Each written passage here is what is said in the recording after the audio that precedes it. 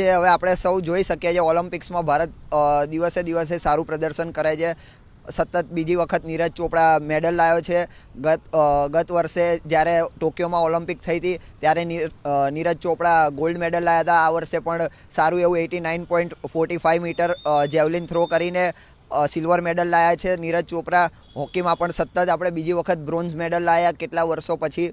અને હરમનપ્રીત સિંહનું સારું એવું નેતૃત્વ રહ્યું છે હોકીમાં. મનુ ભાકર પણ આપણે જોઈ શકીએ છીએ શૂટિંગમાં પહેલી વખત આપણને બ્રોન્ઝ મેડલ મળ્યું છે. તો આવી જ રીતે ઇન્ડિયા સારું એવું સ્પોર્ટ્સમાં અત્યારે પ્રગતિ કરે છે અને એની જ ઉજવણી ભાગરૂપે આજે અમે અહીંયા રિવરફ્રન્ટ ખાતે સૌ ભેગા થયા હતા. અમે અહીંયા સેલિબ્રેશન કરીએ છીએ, એકબીજાને મીઠાઈ ખવડાવી અને ફટાકડા ફોડીને ખૂબ જ સરસ સેલિબ્રેશન કરવામાં આવ્યું છે.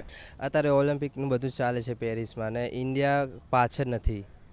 ઇન્ડિયા ગઈ વખતે 7 મેડલ જીત્યા હતા, આ ફેરી 5 મેડલ જીત્યા છે. તો પણ અમને ખુશી છે હજી નજવી બીજા ઘણા મેડલો આવી શકે છે એવું લાગે છે.